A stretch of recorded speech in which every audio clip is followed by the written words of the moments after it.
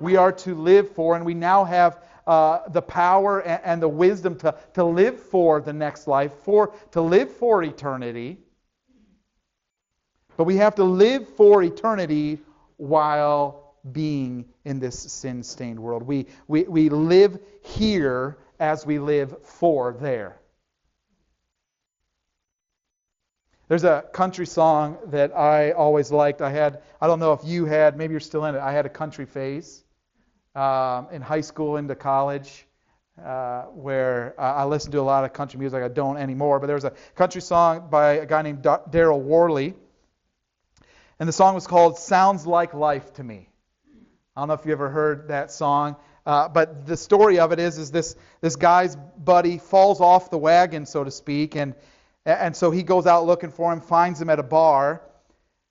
And the friend says to him everything that's going wrong with life right now. Right? And he just goes through this list. The car fell apart. Our washer quit last week. I had to put mom in a nursing home. The baby's cutting teeth. I didn't get much work this week. I got bills to pay. I'm just one man, and it seems like everyone's depending on me. And the chorus is this buddy back to him saying, man, that just sounds like life to me. It ain't no fantasy. It's just a common case of everyday reality. Man, I know it's tough, but you got to suck it up. To hear you talk, you're caught up in some tragedy. It just sounds like life to me. And there's some wisdom in that. I mean, there's some things we could nitpick out of that as well. But there is some wisdom in that. You might say, well, that doesn't sound very encouraging. But isn't it true in a sense? Isn't there a truth to that? That this is the human experience in a sin-stained world. That's really what this world has to offer. A list of troubles and difficulties. So what is different in this world when we've been rescued out of Egypt by a God who is so big and so strong and so mighty that there's nothing he can do, can't do? That there's nothing he can't do. One little apostrophe T makes a big difference in that song. Right? What does it look like then to have this God be our God? The God who is mighty and defeats our enemies. The God who we saw in Egypt can even use all of creation to dictate his will.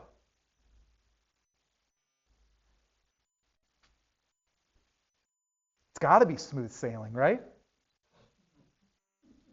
I mean, look who's on our side. There should be no bumps. That's what it feels like, right? And your laughter tells me that you know that not to be true. And Israel's going to maybe find that out as well. Is that whatever their expectations may be, maybe they were having some false assumptions for those expectations. Life outside of Egypt. Well, let's follow along their journey then. We'll start in chapter 16 this morning. Exodus 16.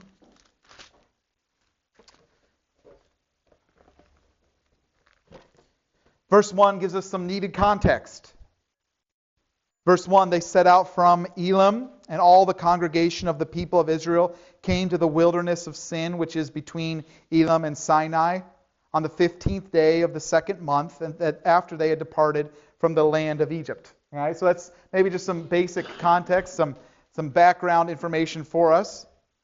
They left Egypt, if you remember, on the 15th of the first month.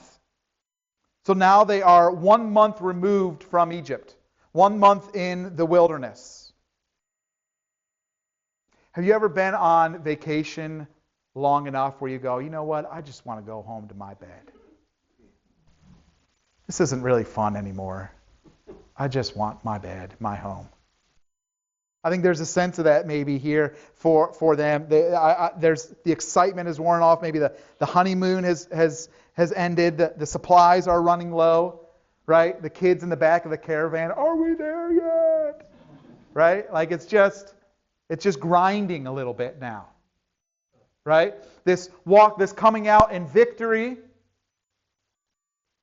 Egyptians throwing their riches and their treasures and food and stuff at you just to get you out of there. And then that little hiccup at the sea. But now we're free from the sea and praise it again. But now it's grinding again. It feels like, man, what are we doing out here? We're wandering. This can't be it. This can't be what we've been rescued for. So verse 2, it says, they just say, the whole congregation of the people of Israel grumbled against Moses and Aaron in the wilderness. And the people of Israel said to them, now again, this is them, but these are their representatives before the Lord. And they're representatives of the Lord before them. So they grumbled to them, would that we had died by the hand of the Lord in the land of Egypt. I read through this, and it wasn't until this morning that I realized what they were actually saying there. They're not saying, I wish we would have died in Egypt, meaning like I wish we would have just lived out our lives in Egypt and died there. They're saying, we wish we would have died in the plagues, is what they're saying. We wish the wrath that was poured out on Egypt would have been poured out on us. It's much more dramatic, much more drastic than just, we just wish we would have lived life in Egypt. No, they're saying, we wish God would have just killed us there, along with those who are not his people. Whether we had died by the hand of the Lord in the land of Egypt, when we sat by the meat pots and ate bread to the full, for you've brought us out into this wilderness to kill this whole assembly with hunger. I don't want to spend a ton of time on this, but what's happening here is this human tendency, the tendency of the human heart. What I know feels safer than what I don't. Right? Even when I know it's unsafe.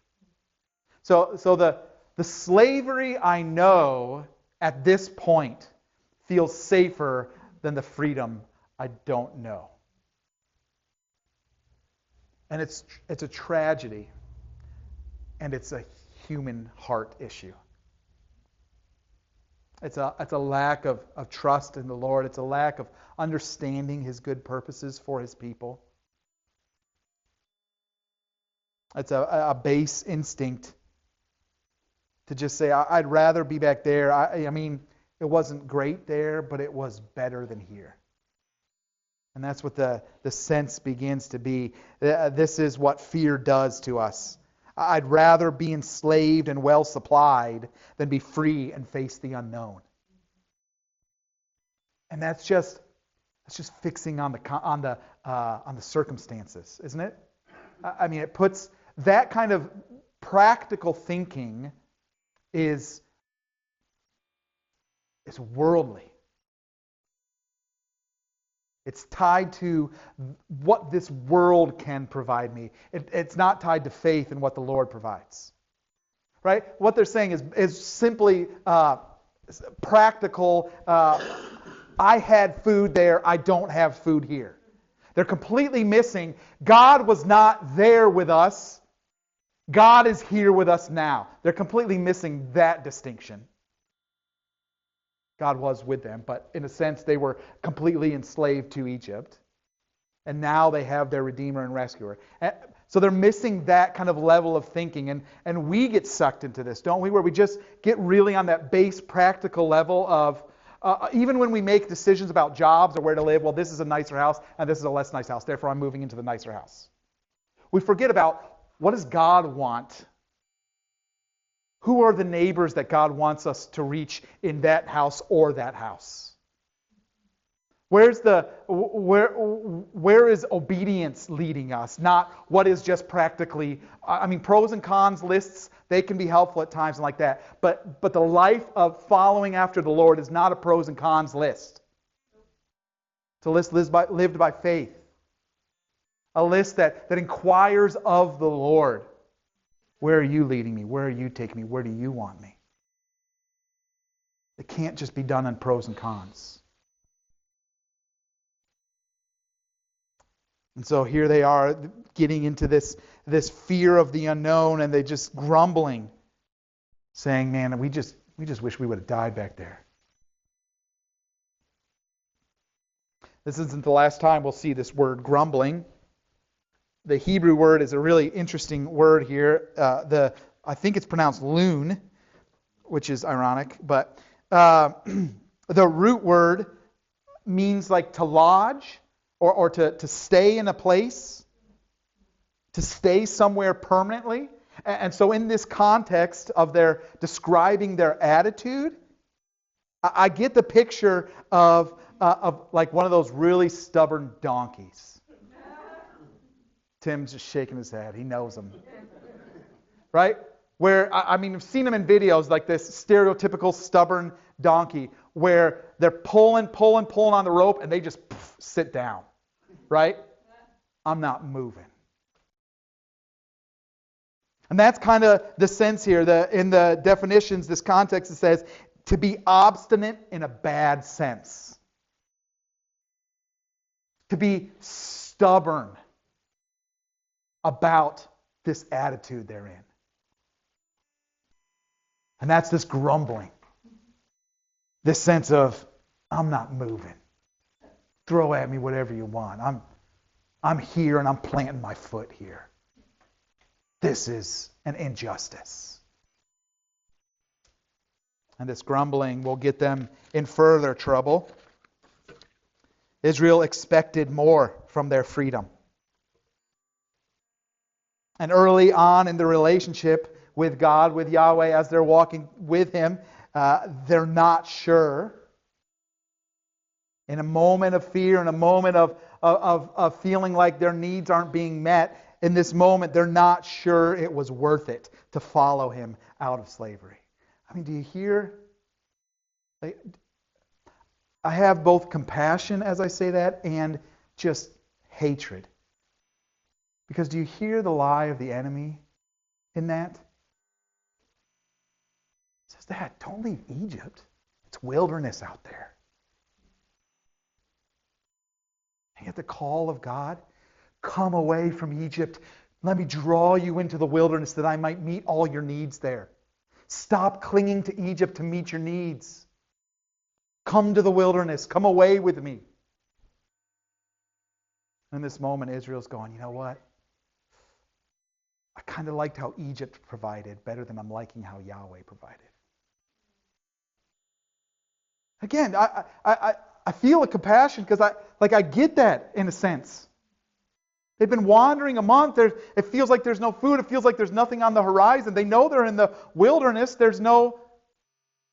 And yet, is the alternative really to forsake God and go back to Egypt?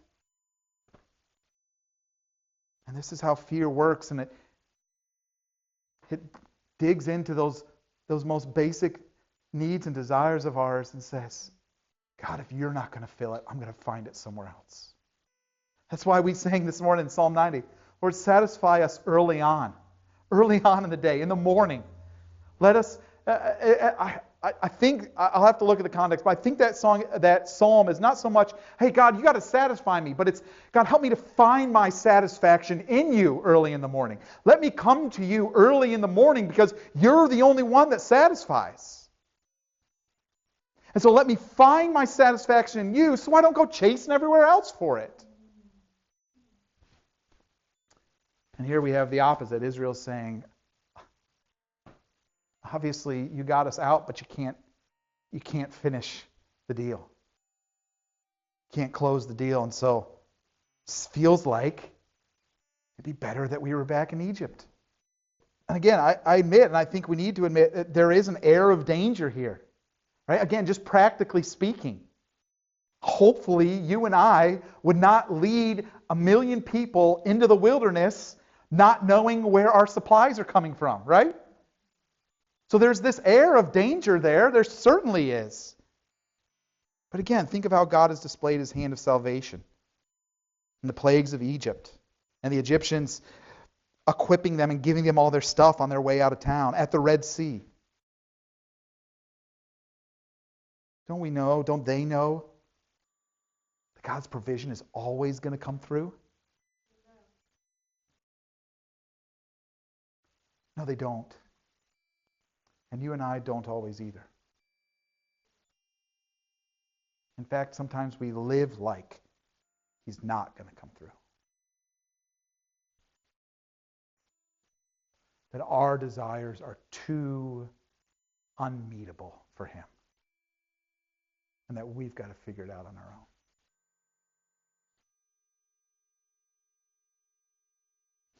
Don't they understand? And that's, I don't want to be sitting in judgment of Israel. We just want to kind of put ourselves in their shoes. Don't they understand?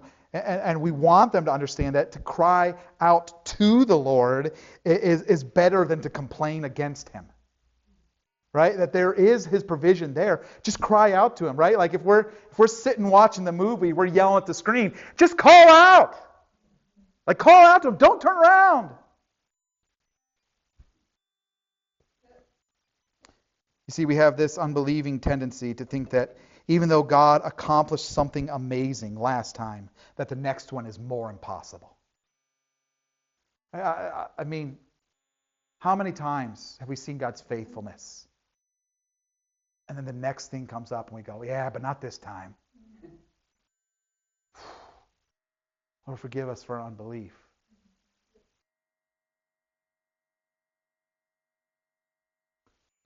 I mean, think about our lives. Think about your life. How many times have you seen God move in that amazing way and then turn right around and say, this one just might be too hard. This one might be too difficult. He might not want good for me anymore. Again, to go back to the country song, yeah, God, thanks for fixing the car, but the washer's still broke.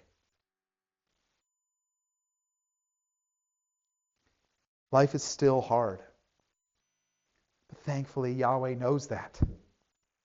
And provision comes from his hand. He exercises his patience, and he exercises his patience here. This is really interesting.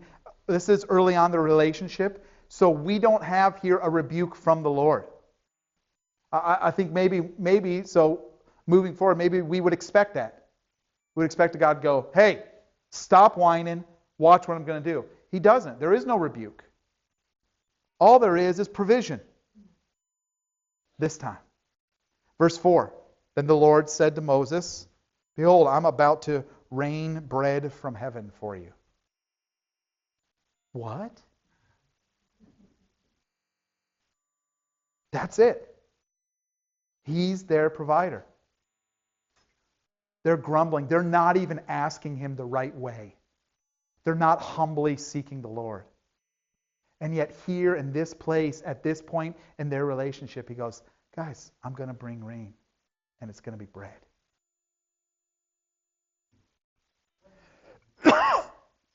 You don't trust me yet, Israel. But let me prove to you that I stand ready to provide what you need if you will come and ask me.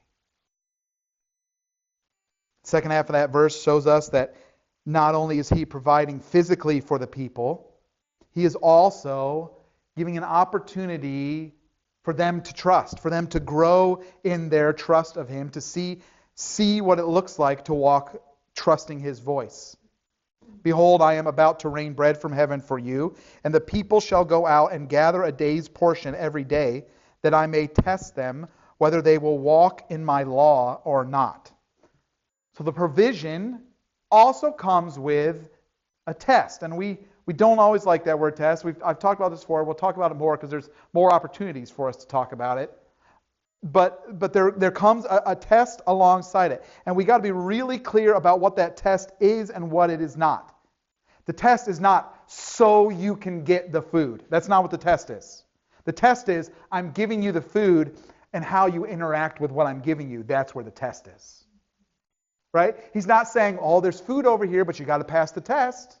That's not it. He's giving freely. Here's the food. And then in my giving, there is also a learning that you need to do. Something that you need to learn about me, even as I give. As I provide for you, will you follow my commands? Will you walk in my law or not? Will you trust my word and my provision? Will you continue in my ways? So let's keep reading. Let's read the rest of the passage here and see how they do with that. Starting in verse 5. So on the sixth day, when they prepare what they bring in, it will be twice as much as they gather daily. So Moses and Aaron said to all the people of Israel, at evening you shall know that it was the Lord who brought you out of the land of Egypt. And in the morning you shall see the glory of the Lord, because he has heard your grumbling against the Lord. For what are we that you grumble against us? And Moses said, when the Lord gives you in the evening meat to eat. Now stop right there. Did they ask for that? They didn't. But what do they recall in Egypt? Do you remember? They remember sitting by the pots of meat in Egypt. So God's going to say, listen, you didn't ask for that, but I'm going to give you that. I'm going to meet that same need, that same desire, that same want that you have that harkens your heart back to Egypt. I'm going to give you that. So he does. It says, what verse are we in? All right, verse 8. Evening meat to eat, and in the morning bread to the full. Because the Lord has heard your grumbling that you grumble against him. What are we? Your grumbling is not against us, but against the Lord. Then Moses said to Aaron, say to the whole congregation of the people of Israel, come near before the Lord, for he has heard your grumbling. And as soon as Aaron spoke to the whole congregation of the people of Israel, they looked toward the wilderness, and behold, the glory of the Lord appeared in the cloud. Again, a minor detail maybe, but where did they look to in that sense? Where did they look to? They looked to the wilderness. Again, his provision is in the wilderness. That's where he stands ready to meet them. They didn't look back to Egypt and, from Egypt comes this. No, he's grabbing them and pulling them out of Egypt. It's in the wilderness that his provision waits for them. And so from the wilderness it comes. They see the glory of the Lord appearing in the cloud. And the Lord said to Moses, I have heard the grumbling of the people of Israel. Say to them, at twilight you shall eat meat, and in the morning you shall be filled with bread. Then you shall know that I am the Lord your God. Again, this is one of the main themes that I did not put in my recap of themes last week from Exodus, that you shall know, that the world knows who I am. That's a continuing theme. In the evening, quail came up and covered the camp, and in the morning dew lay around the camp. And when the dew had gone up, there was on the face of the wilderness a fine, flake-like thing, fine as frost on the ground. When the people of Israel saw it, they said to one another, what is it? For they did not know what it was. And Moses said to them, it is the bread that the Lord has given you to eat. You know, sometimes we don't recognize God's provision. Right? They look at that and go, what is this stuff? You know, and I think, again, let's be honest. Sometimes we don't see God's provision as provision. We look at it and go, what's that? It's not what I asked for. So I think we got to be wise to remember that he provides in the way that's best for us, not in the way that we have dictated that he must provide. So just because you don't know what it is doesn't mean it's not the Lord's providing. It is the bread the Lord has given you to eat. This is what the Lord has commanded. Gather of it, each one of you, as much as he can eat. You shall each take an omer according to the number of persons that each of you has in his tent. And the people of Israel did so. They gathered, some more, some less. But when they measured it with an omer, whoever gathered much had nothing left over, and whoever gathered little had no lack. Each of them gathered as much as he could eat. And Moses said to them, let no one leave any of it over till morning. But they did not listen to Moses. So, failure of the test. Right? They did not listen to Moses. Some left part of it till morning, and it bred worms and stank. And Moses was angry with them. Morning by morning they gathered it, each as much as he could eat. But when the sun grew hot, it melted. On the sixth day they gathered twice as much bread, 2 omers each. And when all the leaders of the congregation came and told Moses, he said to them, this is what the Lord has commanded. Tomorrow is a day of solemn rest, a holy Sabbath to the Lord. Bake what you will bake, and boil what you will boil, and all that is left over lay aside to be kept till the morning. So they laid it aside till the morning as Moses commanded them, and it did not stink, and there were no worms in it. All right, hey, they're doing what he said. It doesn't stink, no worms. All right, we've got this. We're doing pretty well. Moses said, eat it today, for today is a Sabbath to the Lord. Today you will not find it in the field. 6 days you shall gather it, but on the 7th day, which is a Sabbath, there will be none. On the 7th day, some of the people went out to gather, but they found none. Do you ever get that way about yourself? Like if you had last week replayed in words like this about yourself, you'd go, Oh, I know what he's about to do. Shoot. Yeah, I did that. Right? And you just go, yeah, I knew they were going to do that. They found none, and the Lord said to Moses, how long will you refuse to keep my commandments and my laws? See, the Lord has given you the Sabbath. Therefore, on the 6th day, he gives you bread for 2 days. Remain each of you in his place, and no one go out of his place on the 7th day. So the people rested on the 7th day. Now the house of Israel called its name manna. It was like coriander seed, white, and the taste of it was like wafers made with honey. Moses said, this is what the Lord has commanded. Let an omer of it be kept throughout your generations, so that they may see the bread with which I fed you in the wilderness, when I brought you out of the land of Egypt. And Moses said to Aaron, take a jar and put an omer of manna in it, and place it before the Lord to be kept throughout your generations, as the Lord commanded Moses. So Aaron placed it before the testimony to be kept. The people of Israel ate the manna 40 years, till they came to a habitable land. They ate the manna till they came to the border of the land of Canaan. And by the way, an omer is a 10th part of an ephah. So how'd they do? Yeah, they're learning. Right? They're learning. Yeah. They messed up. They got instructed. They altered their ways. How are you doing? Learning? Yeah, you're learning. You're going to mess up. And when the Lord instructs you, alter your ways. It's life outside of Egypt. It's filled with failures. It's filled with looking back and going, yeah, I did that. I shouldn't have done that.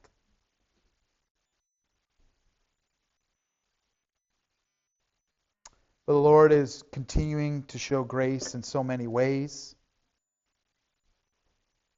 There will be rebellion that the Lord will punish them for. We'll get to, we'll see.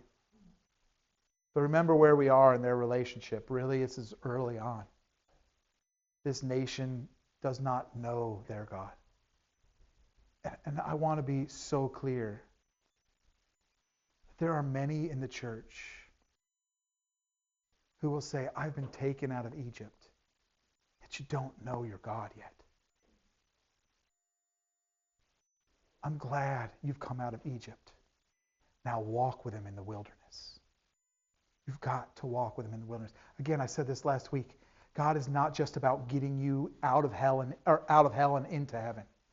That's not the glory of the gospel. The glory of the gospel is that he has purchased a people for his possession, that he might walk with them. That they would know him and that he would know them, and that there would be a reigning with them. We sang it this morning in Is He Worthy? That the goal is that we would reign with him, that we would be like him. Conform to the image of the Son. Not just out of Egypt, but that in the wilderness we began to know who Yahweh is. We began to understand that he didn't save us just so he could prove that he's stronger than Egypt, but he did it out of his abundance of love for his people. You'll begin to learn that the discipline you experience when you falter and fail is not because he just wants to beat you down, but because he has something so much better for you, and it's out of his abundance of love that he shows you that that thing is going to destroy you. Turn away from it and turn instead to me.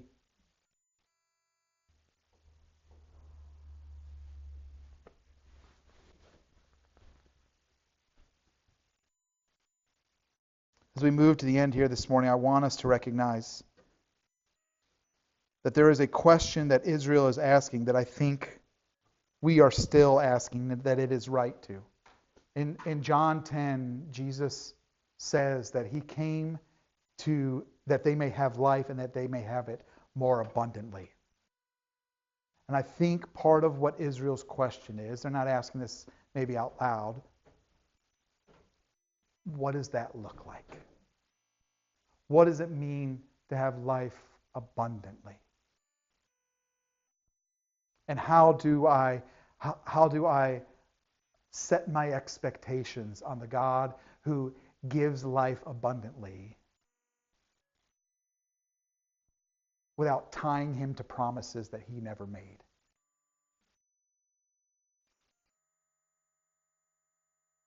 What does it look like to have abundant life in Christ? Because on the outside, my life still looks like that country song at times, right? I mean, actually, quite accurately. Like recently, my life has looked like that country song. Our washer did break. Our cars are breaking. My wife's grandparents are in assisted living. Like almost all those parts.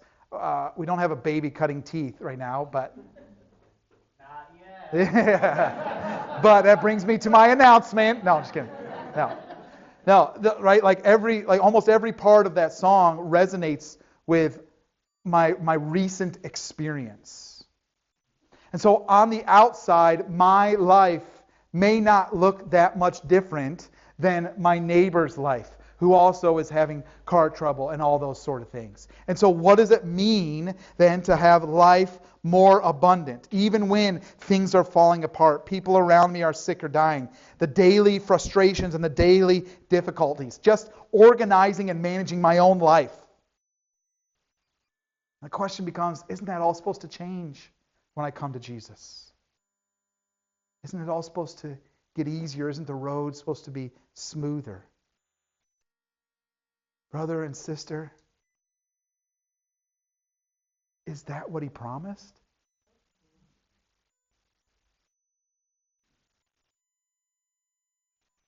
Did he promise to insulate you fully from this sin-stained world? Did he promise that you won't have to do hard things? Did he promise that you won't be hungrier and thirstier in the desert than you really want to be? Did he promise that every enemy you go up against, you can just kind of nonchalantly wander into battle with them because they're going to be weak and unable to fight? No. None of that was promised to you. But he has promised to walk with you now that he's brought you out of slavery. He has promised that if you remain in him, that he will remain in you and he will get you to the end. He will bring it through to the end, the salvation that he has worked. That he will provide all of your needs as you trust in him to provide. That he will be all that you need, so there is no need to seek after other gods and other philosophies along the way.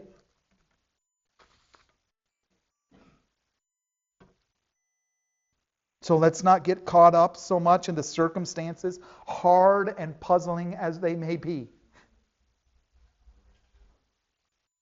Let's not get caught up in them and forget the promises.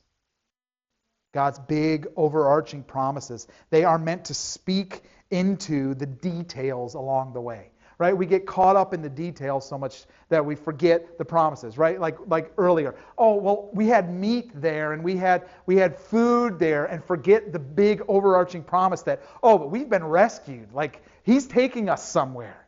He's doing something with us. Out of his abundance of love, he's rescued us, and now he's leading us into this new life with him and this new place. And we're not there yet, but we're going there. Let's not forget those promises as we focus on the circumstances, the details. The big promises are meant to trickle down so that we can look at all of the details in a new way. We can begin to see that these are not things that keep us from God. They're things that teach us about him. The suffering sometimes still remains to remind us that we are not for here. We are not meant for that suffering, that we are meant to be in another place, and to give us longing hearts looking ahead and looking forward and looking to our Savior once again. God is going to get his people to the end. He's going to take Israel to the promised land. He's promised it. He's promised it. So Israel as a nation, and we know that Israel is going to fail, and we know that there are going to be some who prove that their hearts have not left Egypt, even though their bodies have. And they're going to die in the wilderness. But for those who allow their hearts to be yearning towards the promised land and their hearts to be conformed to God and to allow Him to use them, for those, Israel as a nation cannot die in the wilderness. He won't let that happen. But it may still be tough there. He may not work His salvation until what seems like the very last moment. But His salvation is thorough.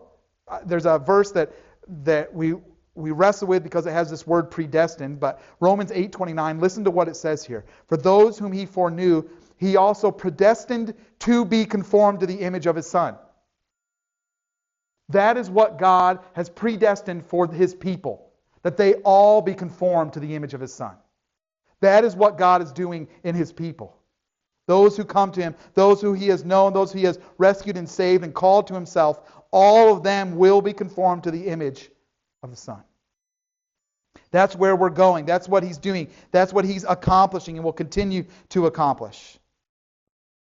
And He will rule with them forever. He will defeat sin and Satan once for all. That's where we're going. And we want to learn from Israel about ourselves. We want to learn from this Exodus about our God. And more times than not, we want to learn from Israel's mistakes and not duplicate them. And so let's be gracious but also wise as we read, because we too are living in Exodus. Again, no longer in Egypt, but not yet in Israel. God is with us. He is beckoning us to follow, to know the path of life, even in and especially in the wilderness. And not only that, He's given us a path. Elizabeth said it this morning. The way, the truth, the life. It is Jesus Christ Himself. Our path in the wilderness. And Israel's going to begin to learn this. They're going to have moments where they really get it. Deuteronomy, another one of my favorite verses, Deuteronomy 4:7. Is a verse just says, "For what great nation is there that has a God so near to it as the Lord our God is to us whenever we call upon Him?" They get it in a sense. And I would echo the same. There is no religion that has a claim to a God so near that He is there whenever you call upon Him. But Jesus said, "I've sent you the Spirit. And it's better that the Spirit come than me, because I, in my flesh, can't be everywhere all at once, but the Spirit can. And He will dwell in you, and He will teach you, and He will instruct you, and He will lead you in the way that I will lead you." And then we can get to those verses that we know and love, like Jeremiah 29:11, right? We can go, oh yeah, He really does know the plans He has for us. And He is leading us into something new. So Israel, believer, leave Egypt, leave Babylon, leave the old you, the sin that once so easily entangled you. Throw it off and run with perseverance the race that God has now marked out for you. Let's pray together.